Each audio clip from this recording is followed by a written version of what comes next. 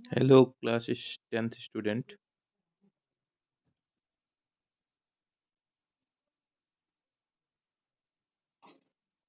आज हम लोग समझने जा रहे हैं कि जो है एग्ज़ाम के अंदर आपका जो लेसन है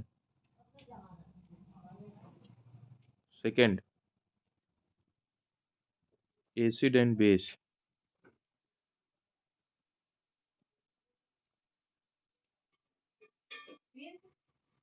इसमें से क्या क्या पूछा जा सकता है इसके बारे में आप यहाँ पर देखिए। जो हॉट टॉपिक्स हैं उसकी आप तैयारी करिए। जैसे कि सबसे पहले आप तैयार कर लें number 1, what is acid. Acid क्या है? तो इसमें आपको हो जाएगा acid is a substance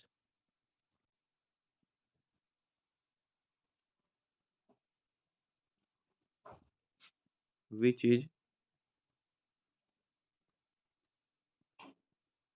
which is sour in taste। Acid एक ऐसा सब्सटेंस होता है जो सॉर होता है टेस्ट के अंदर। सॉर मीन्स क्या हो गया? खट्टा होता है। क्या होता है? खट्टे टेस्ट का होता है।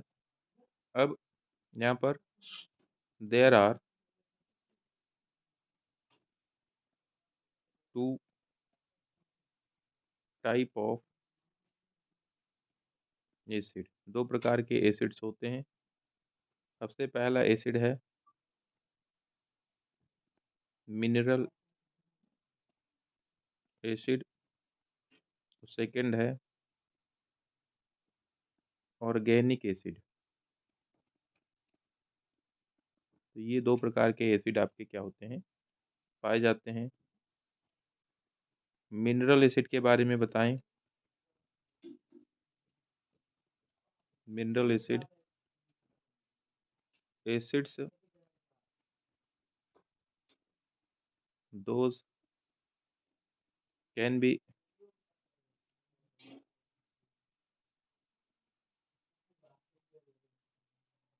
Can be checked only by indicators,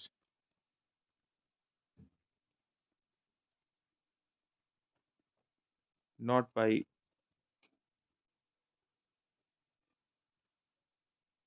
tongue।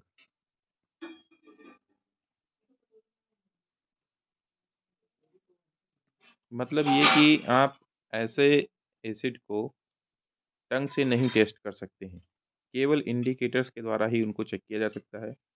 Example की बात करें उसमें HCl आएगा आपका, उसमें आपका H2SO4 आएगा, उसमें आपका HNO3 आएगा, EH3PO4 आएगा। ये सभी एसिड आपके मिनरल एसिड हैं। दूसरा organic acid. Organic acid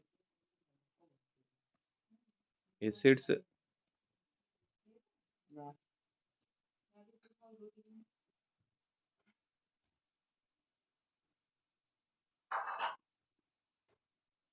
those can be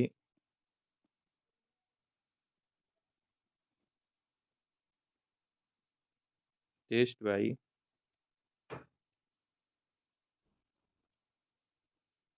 our tongue। ऐसी एसिड जो आपके टंग के द्वारा जो है टेस्ट की जा सकती है उसे हम लोग क्या कहते हैं? ऑर्गेनिक एसिड के नाम से जानते हैं। ठीक है।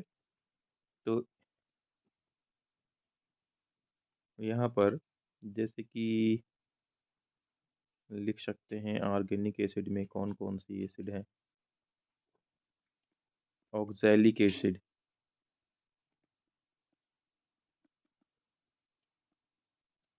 Acetic acid,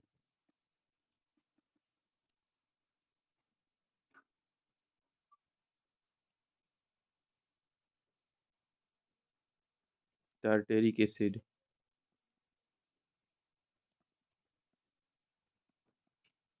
tartaric acid, folic acid, formic acid.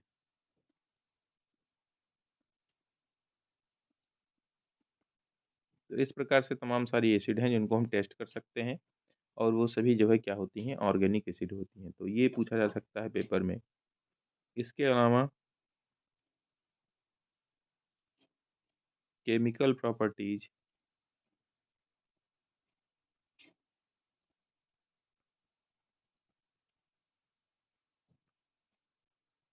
Properties of acid, chemical properties of acid पूछा जा सकता है। जैसे कि acid react with metal and form salt plus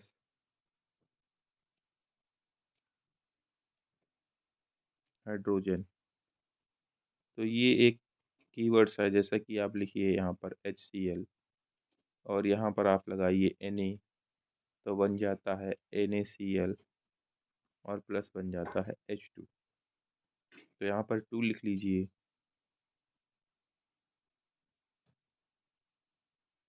2NaCl, यहाँ पर 2 लिख लीजिए।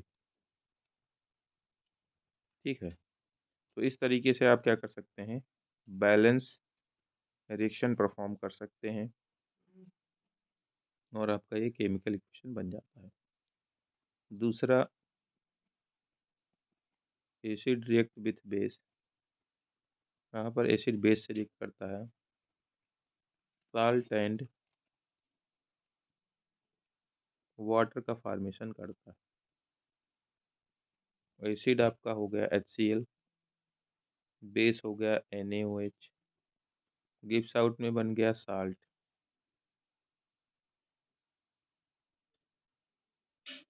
NaCl plus H2O। तो इस तरह से फॉर्मेशन आप जो है केमिकल प्रॉपर्टीज़ क्या करेंगे, याद कर लेंगे, दो दो एक एक उसके साथ में, एग्जाम्पल के साथ में। Okay.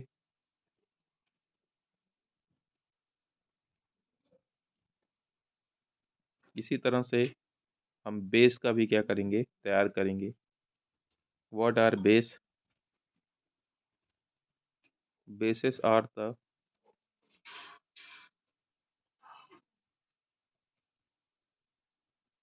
substance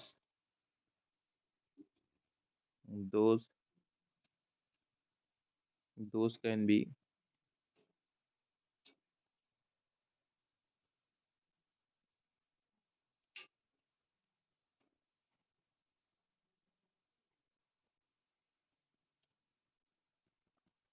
can be provide bitter taste and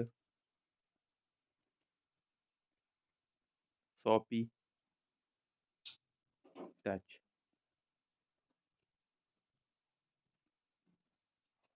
basis जो होते हैं वो जो है क्या करते हैं, बीटर टेस्ट और सॉपी टेस्ट देते हैं, टच देते हैं। मतलब छूने पर वो क्या लगेगा, साबुन जैसा लगेगा, सॉपी टच देगा, और जो है टेस्ट में बीटर लगेगा। तो इस प्रकार से जो है आपका बेस परफॉर्म करता है। ये आप लिखोगे, और एग्जाम्पल में बेस कौन कौन से आते हैं। बेस में आपका NaOH, KOH, MgOH whole twice, CaOH whole twice. इस प्रकार से तमाम सारे बेसेस होते हैं। बेसेस ऑक्साइड वाले भी बेसेस होते हैं, जैसे 2Na2O, ये भी ऑक्साइड है पर बेस है, और ZNO है, CuO है। इस प्रकार से तमाम सारे CaO है, जितने भी ऑक्साइड हैं वो बेसेस हैं। पर ये एल्काइल बेस है, ठीक है, ये नॉर्मल ऑक्साइड बेस है। Alkali base are those base which contain to the hydroxide and it is dissolves into the water। ये आसानी से पानी के अंदर क्या हो जाता है, डिजॉल्व हो जाता है। तो इस तरीके से आप इसका तैयारी कर सकते हैं यहाँ से, इस प्रकार से आप इसका एग्जाम्पल बता सकते हैं। तो ये 2 चीज़ें हो जाती हैं। इसके अलावा आपका आता है chemical properties of basis.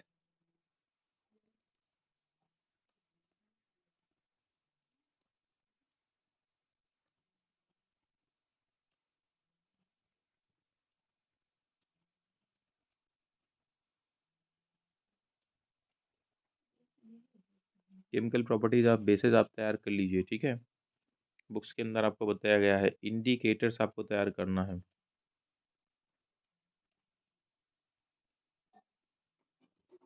Indicators, indicators में आपका natural indicator, natural indicator,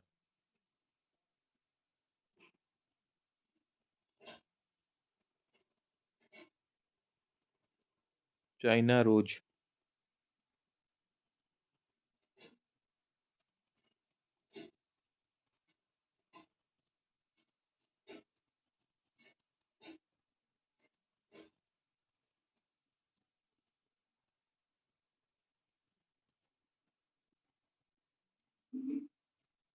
red cabbage हो गया। तो ये सभी आपके, टर्मेरिक हो गया,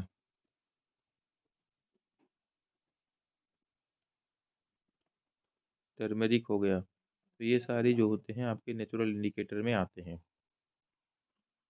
man made indicator,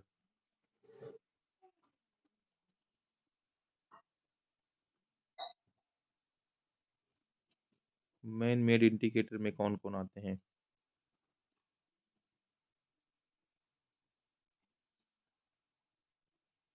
litmus paper,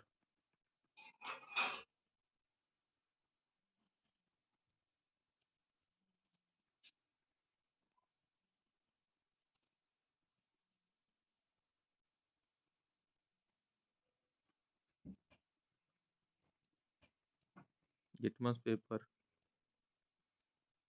litmus solution,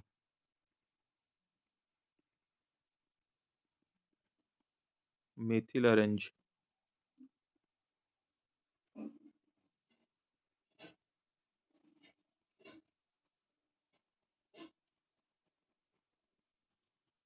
methyl orange, phenolphthalein,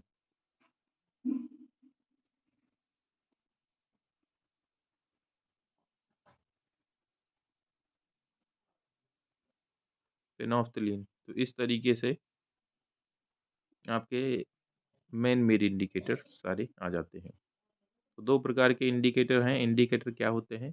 जिनसे हम ये पता करते हैं कि आखिर हमारी जो सब्सटेंस है वो एसिडिक है, वो बेसिक है। इसको पता करने के लिए हम इंडिकेटर का यूज करते हैं।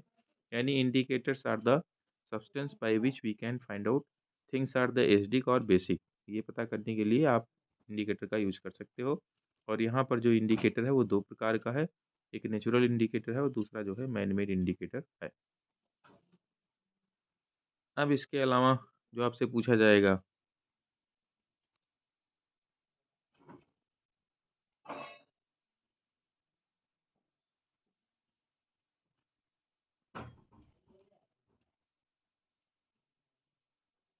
विश्लेषण से,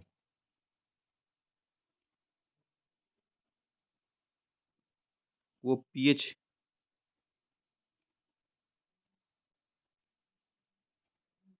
पीएच वैल्यू, पीएच वैल्यू या पीएच स्केल के ऊपर आपको पूछा जाएगा। पोटेंशियल, पोटेंशियल ऑफ हाइड्रोजन,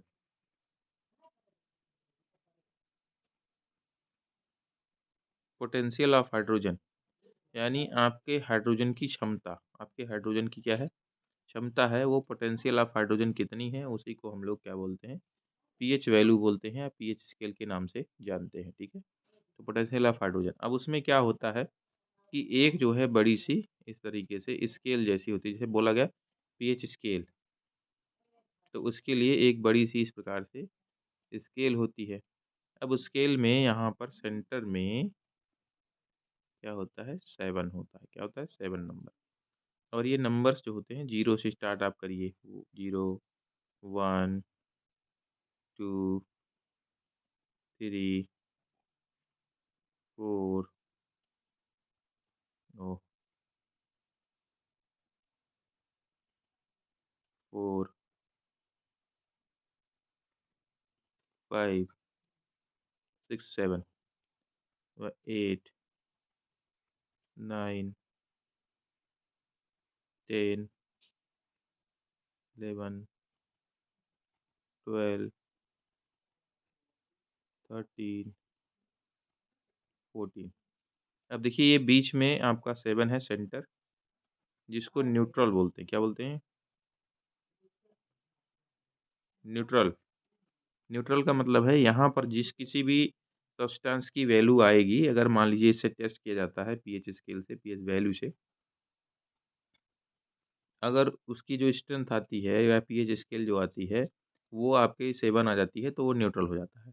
और जितना ज़्यादा आप इस तरफ बढ़ते जाते हैं, जिस भी सब्सटेंस का पीएच स्केल यहाँ पर आता है, वो बहुत ही स्ट्रॉन्ग एसिड हो जाता है। क्या हो जाता है वो, एसिड हो जाता है। और जिस सब्सटेंस की पीएच स्केल इधर को जाती है, यहाँ पर पहुँचती है, वो बहुत ही स्ट्रॉन्ग क्या होता है, बेस हो जाता है। और यहाँ पर अगर है, इस तरफ है, यहाँ से यहाँ तक, तो वीक वीक एसिड है। और यहाँ पर अगर है, इस जगह पर, तो वीक बेस की कैटेगरी में आता है, वीक बेस की कैटेगरी में आता है। और इधर जो है वो स्ट्रॉन्ग बेस की कैटेगरी में आता है। तो इस तरह से हम लोग क्या कर लेते हैं, इसको समझ लेते हैं, इसके बारे में भी हम लोग जानते हैं। मिस्टर सोरेनसन ने 1909 के अंदर में इसका क्या किया था, रिसर्च किया था, इसके बारे में उन्होंने बताया था। अब इस पर बेस तमाम सारे क्वेश्चन आपके लिए क्या हो सकते हैं, आ सकते हैं। जैसे सपोज करिए यहाँ पर दे दिया गया ए सब्सटेंस है, एक क्वेश्चन लेते हैं। ए सब्सटेंस है, इसकी पीएच स्केल 5 है। कोई बी सब्सटेंस है, उसका पीएच स्केल 7 है। कोई सी सब्सटेंस है, उसका पीएच स्केल 10 है। कोई डी सब्सटेंस है, उसका जो है 8 है। कोई जो है ई सब्सटेंस है, उसका 11 है। तो आप सबसे पहले पता करिए कि कौन से जो है क्या है, एसिड हैं, कौन से बेस हैं। ठीक है, तो आपको पता है कि 7 से नीचे वाले क्या होते हैं, जो जाते हैं, वो एसिड की कैटेगरी में जाते हैं। और 7 से ऊपर वाले जो जाते हैं, वो बेस की कैटेगरी में जाते हैं। तो यहाँ 7 जो जाता है, वो न्यूट्रल की कैटेगरी में जाता है। ठीक है, तो 7 न्यूट्रल हो गया। और इसके नीचे हमारे पास 5 है, और कोई है नहीं, तो 5 वाला एसिड हो जाएगा। और बेस वाले में अपने पास जो है यहाँ पर 8 है, और यहाँ पर अपने पास 10 है, और क्या है, 11 है। तो इन तीनों जो है क्या है, बेस हैं। और बेस में भी ये थोड़ा सा आपका जो है वीक बेस में आएगा, ये भी वीक में आएगा, ये थोड़ा सा स्ट्रॉन्ग में आएगा। तो इस तरीके से आप क्या कर सकते हैं, फाइंड आउट कर सकते हैं, क्वेश्चंस को सॉल्व कर सकते हैं। ठीक है, पेपर के अंदर ये पूछा जा सकता है। क्लियर। तो यहाँ से आप इस तरीके से इसको समझिए, जानिए और तैयारी करिए।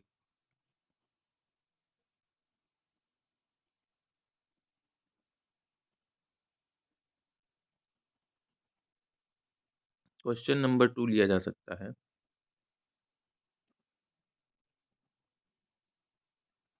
क्वेश्चन नंबर 2, जैसे ए की पीएच वैल्यू 6, बी की पीएच वैल्यू 2, सी की पीएच वैल्यू 5,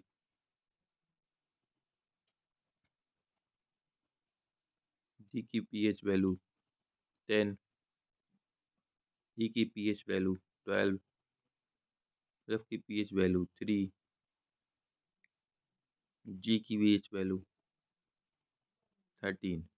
तो अब इसके अकॉर्डिंग आप क्या करिए, arrange the following into the arrange the following acid and base, acid and base, इनको आप असेंडिंग आर्डर और डिसेंडिंग असेंडिंग आर्डर में आप इनको लिखना है। तो एसिड का असेंडिंग ऑर्डर जो बनेगा इसमें 2 सबसे हाईएस्ट वाला एसिड का वैल्यू है, तो इसमें सबसे कम एसिड का वैल्यू किसका होगा? 6 का होगा। तो 6 सबसे पहले लिखिए, 6 सबसे कम वैल्यू है, फिर 5 की वैल्यू है, फिर 2 की वैल्यू है। तो इस प्रकार से एसिड का असेंडिंग ऑर्डर है। इसमें जो स्ट्रेंथ बनेगी सबसे कम स्ट्रेंथ 6 में है, उससे ज़्यादा स्ट्रेंथ 5 में है, 2 में सबसे ज़्यादा स्ट्रेंथ है। ऐसे ही बेस में अगर आपको बनाना है, तो बेस में यहाँ पर आपके पास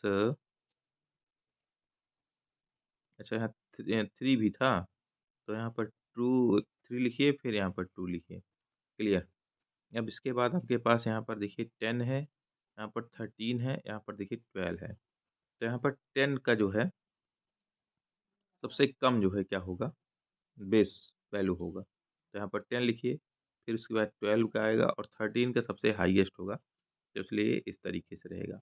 सपोज़ करिए यहाँ पर डिसेंडिंग में चलेगा, यहाँ पर असेंडिंग में चलेगा, लेकिन है ये दोनों क्या है? Ascending order of acid and base. Clear, I think आपको समझ में आया होगा। तो ये चीज़ इस तरीके से क्वेश्चन आप यहाँ पर क्या करिए? तैयार कर लीजिए।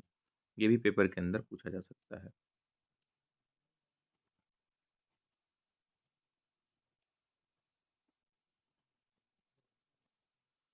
इसके अलावा भी आपके इस लेसन से बहुत ज़्यादा कुछ आने वाला नहीं है, पर कुछ आप जो है एसिड बेस वगैरह के सारे फार्मूले, नेम वगैरह आप इसको अच्छे से क्या करिए?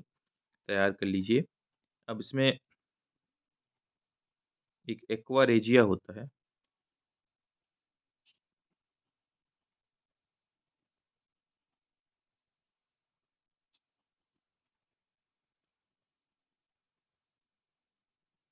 एक्वा रेजिया, एक्वा रेजिया क्या होता है?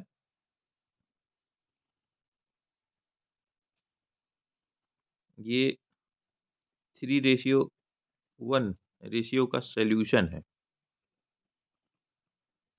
3:1 का एक सॉल्यूशन है। 3 रेशियो में इसमें नाइट्रिक एसिड और प्लस इसमें 1 रेशियो में HCl हाइड्रोक्लोरिक एसिड मिलाई जाती है।